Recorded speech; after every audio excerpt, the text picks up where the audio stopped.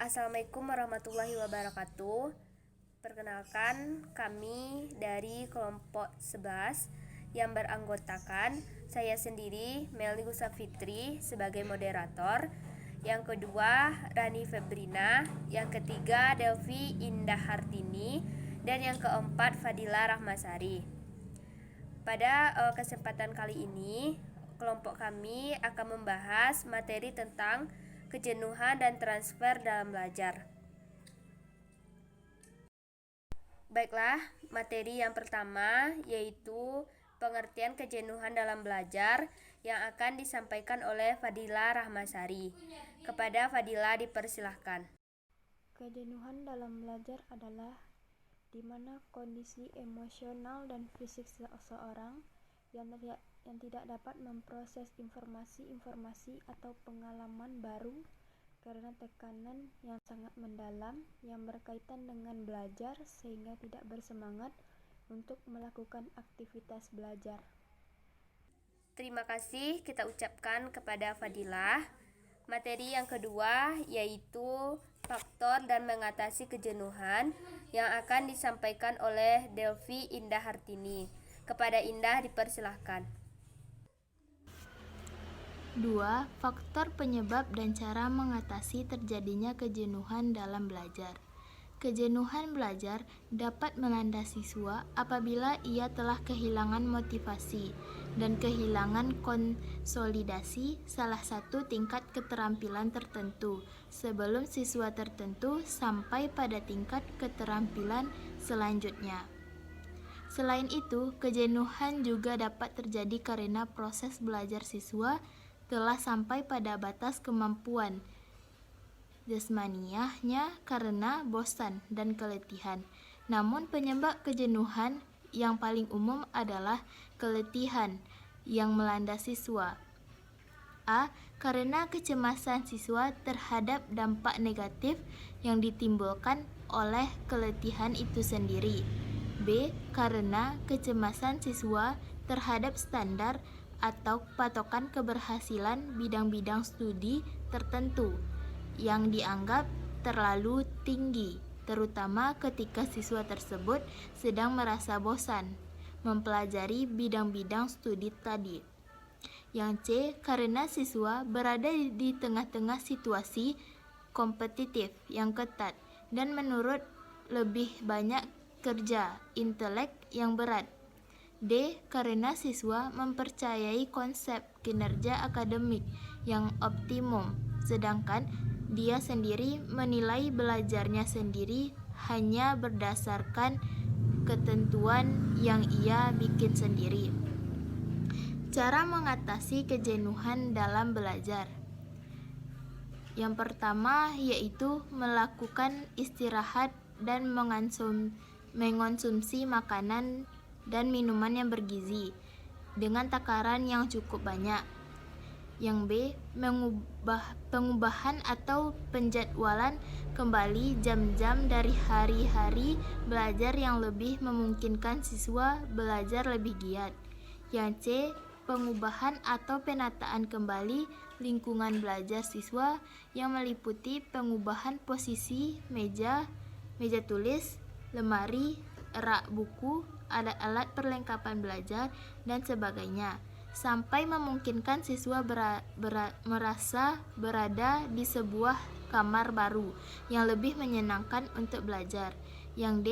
Memberikan motivasi dan stimulasi baru agar siswa merasa terdorong untuk belajar lebih giat daripada sebelumnya. Terima kasih kita ucapkan kepada Indah. Selanjutnya materi yang ketiga yaitu pengertian transfer dalam belajar yang akan saya sampaikan sendiri. Pengertian transfer dalam belajar. Pengetahuan dan keterampilan siswa sebagai hasil belajar pada masa lalu seringkali mempengaruhi proses belajar yang sedang dialaminya sekarang. Inilah yang disebut sebagai transfer belajar. Menurut Slameto, merumuskan bahwa transfer adalah pengaruh hasil belajar yang telah diperoleh pada waktu yang lalu terhadap proses dan hasil belajar yang dilakukan kemudian. Dan Menurut W.S. Winkel dalam bukunya Psikologi Pengajaran bahwa transfer belajar berasal dari bahasa Inggris, yaitu transfer of learning atau transfer of training, yang berarti pemindahan atau pengalihan hasil belajar yang diperoleh dari bidang studi yang satu ke bidang studi yang lain atau ke kehidupan sehari-hari di luar lingkup pendidikan sekolah. Dari beberapa rumusan transfer belajar yang diajukan oleh para ahli di atas, meskipun terdapat perbedaan dalam susunan kata-kata dan kalimat, namun intinya sama, yaitu pemindahan pengaruh atau pengaruh kemampuan, atau juga bisa disebut sebagai keterampilan melakukan sesuatu yang dikuasai terhadap kemampuan atau keterampilan melakukan sesuatu yang lain akan dikuasai. Baiklah, materi selanjutnya yaitu ragam transfer belajar yang akan disampaikan oleh Rani Febrina. Kepada Rani dipersilahkan.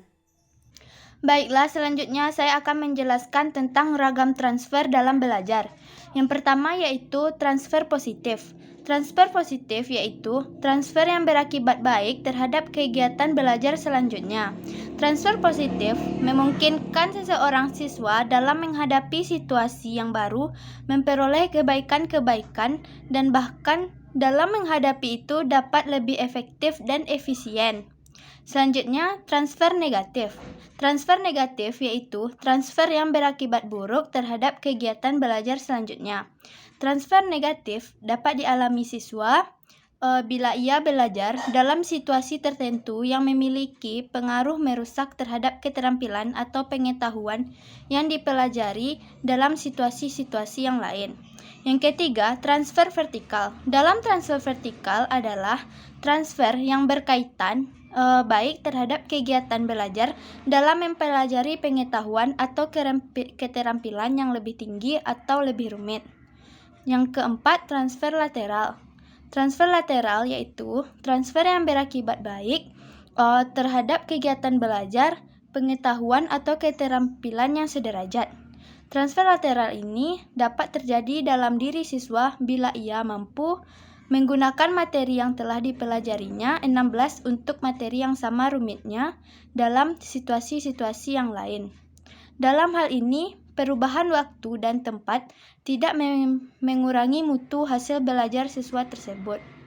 Sekian yang dapat saya sampaikan, saya kembalikan kepada moderator. Kita ucapkan kepada Rani. Demikianlah hasil penyampaian materi dari kelompok kami. Kalau ada salah dan kurangnya kami mohon maaf. Kami akhiri dengan wassalamualaikum warahmatullahi wabarakatuh.